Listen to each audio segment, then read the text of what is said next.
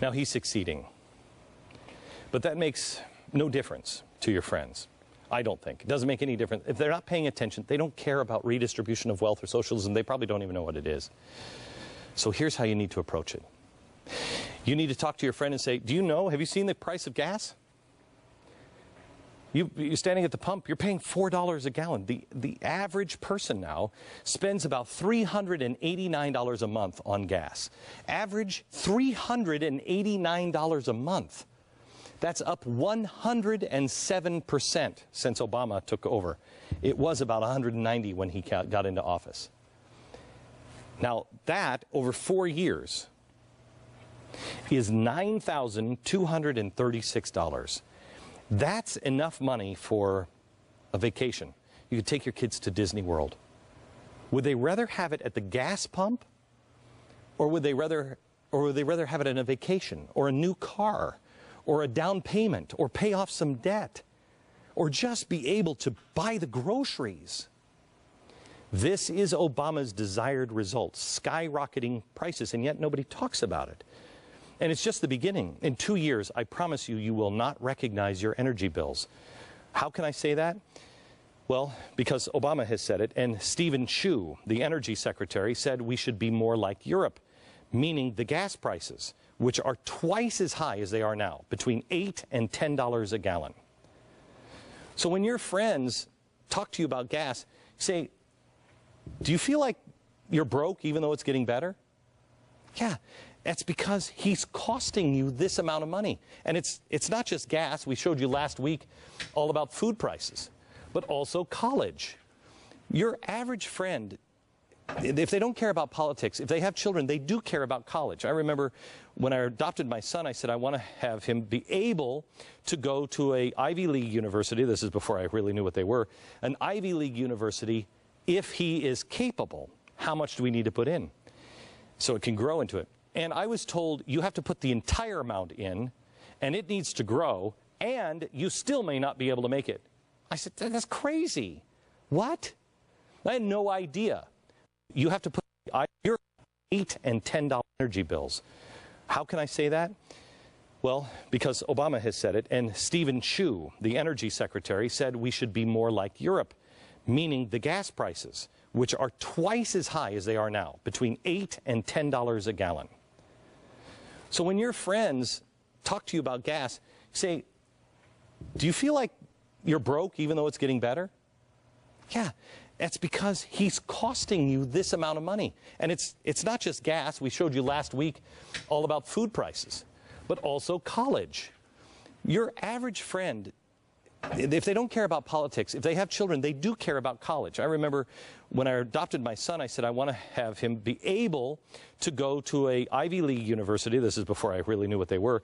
An Ivy League university, if he is capable. How much do we need to put in? So it can grow into it. And I was told you have to put the entire amount in, and it needs to grow, and you still may not be able to make it. I said, that's crazy. What? I had no idea. But anyone who has a child knows education costs are skyrocketing. And there are two different solutions that are being presented. One doesn't go far enough. The other one is going in the wrong direction. And again, it's free stuff versus freedom. Mitt Romney was ripped apart when he explained his free market position to a voter at a town hall meeting. I know that it would be popular for me to stand up and say I'm going to give you government money to make sure to pay for your college, but I'm not going to promise that. My best advice is find a great institution of higher learning, find one that has the right price, shop around. In America, this idea of competition, it works. And don't just go to the one that has the highest price. Go to one that has a little lower price where you can get a good education, and hopefully you'll find that. And don't take on too much debt. And don't expect the government to forgive the debt that you take on. Recognize you're going to have to pay it back. That's huge.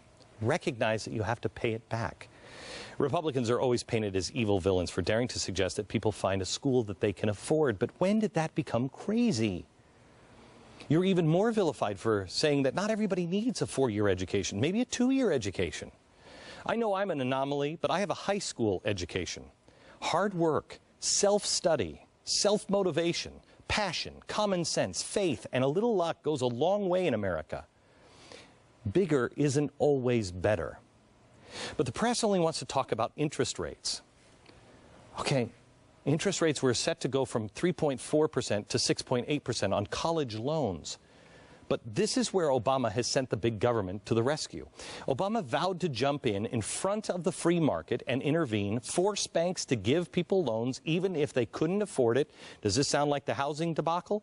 Force them to give loans even if they couldn't afford it, keep their rates low, and then guarantee that loan. So if they walk on it, don't worry about it, and freeze the rate at 3.4%. While the evil Republicans wanted you to pay more for education? No. No, Romney says find new ways to educate, cheaper education, use the free market system, and don't allow students to enslave themselves to debt. Obama is guarantee the loan and a low interest rate. In-state tuition is up 25%, private is up 20%, and this is in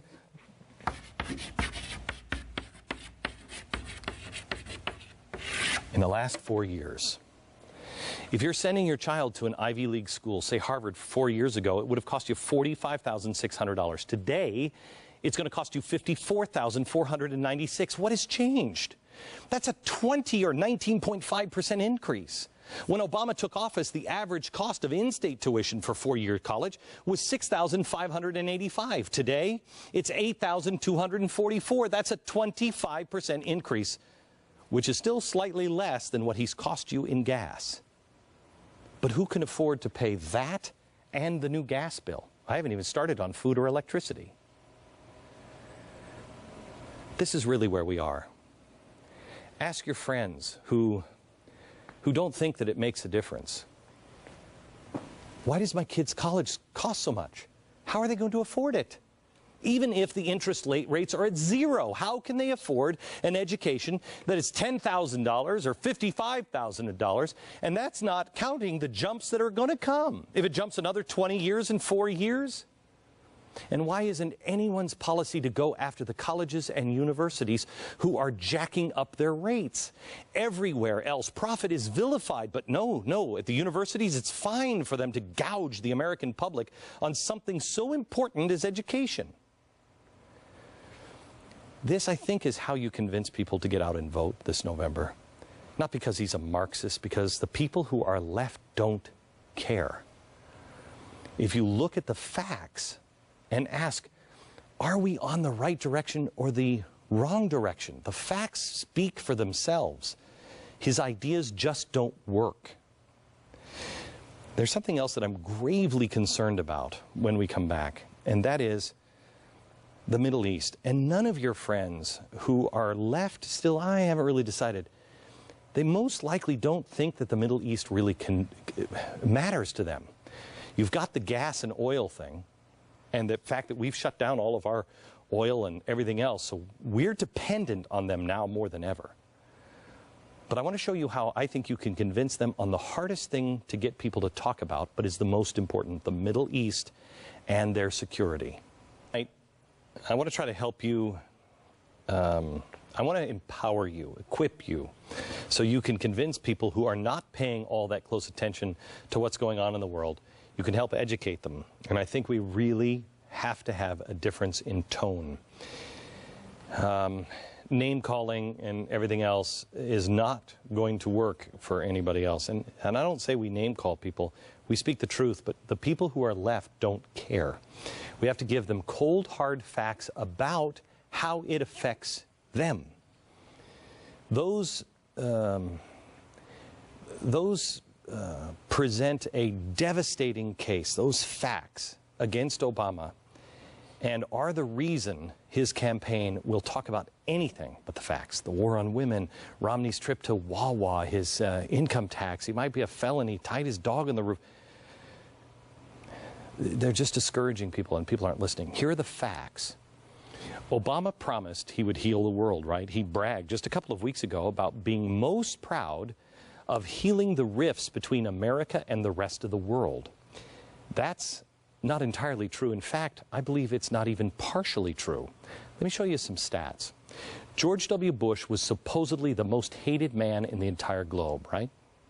They were throwing shoes at him, if I remember right. This matters to your friends. Not the stats I'm going to show you, but what the stats tell them. Their children are in more danger today than they were 4 years ago or 8 years ago. Here are the facts. Since Obama took office, the favorability ratings toward the U.S., Egypt is down 3 points. From Bush to Obama. Down. How did you go down from George W. Bush? Jordan, down 7 points. Pakistan, down 7 points. So America was more likable under the most hated man in the world than it currently is under Barack Obama. Okay, what about just the numbers of Obama since he took office until now? Britain now is down 9 points. Germany, remember, he was the rock star in Germany, down 12 points. France is down 6 points. Obama claimed in 2008 that he had a better plan for Afghanistan. Okay, let's look at what the result is on Afghanistan. And I don't even know what we're doing in Afghanistan anymore. The troops should have been pulled the day we killed Osama bin Laden, but they're not. In Iraq, we had a surge. And the first said the surge didn't work, but then it did. And then we got our troops out when Obama came in. Great. Okay. In 2001, it was about, how much was it in 2001? About $15 billion? $20 billion. $20 billion is what the war was costing us in Afghanistan. But now in 2010, strangely, it is $105 billion. And in 2011, the war in Afghanistan was $118 billion. Okay, all right, if it works, if it's getting us out, if it's making things better, okay. I don't know how you went from that. We were at this is when we first went in, it was $20 billion. It's now $118 billion. But let's give him the benefit of the doubt. Maybe the strategy is working. No. More U.S. soldiers have been killed and wounded during this president's first 3 years than in George W. Bush's entire 2 years. In fact, 70% of the deaths in Afghanistan have been in the last 3 years under Obama's watch. In less than half the time, 70%. Does that matter? Yes. Your son or daughter could be next. There's a global war coming. It is coming, I'm telling you. Does he know how to be the commander-in-chief? Are his policies making us more safe? Since taking office, Obama has signed into law, to keep you safe, the NDAA law. Now, what is that? That makes it illegal, or legal to assassinate you without trial. American citizens without trial. It is a system where the president is personally overseeing a secret kill list.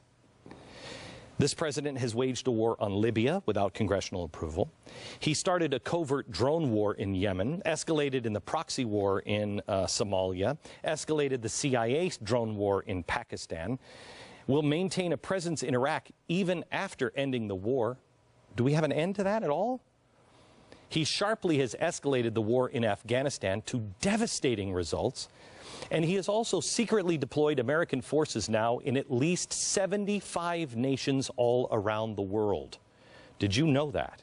According to testimony before the House Armed Services Committee, approximately 85% of all of our special operations troops are deployed in those 75-plus nations overseas. 20 of them are in the greater Middle East. Where are the rest? They won't tell us. Nobody knows where they are. They're secret. Obama stood behind the Arab Spring, and now Reuters is the latest to begrudgingly admit that it has completely backfired and turned into exactly what I warned would happen. Quote, this is Reuters. The Arab Spring is not as beneficial to the West as been hoped. Okay, for those people who wanted to believe that it might be good, it's not. This is the underestimate of the year. Since the American ambassador and the U.S. embassies are literally on fire all across the Middle East, Reuters decides the Arab Spring appears not to have made as many friends for America as Americans might have hoped.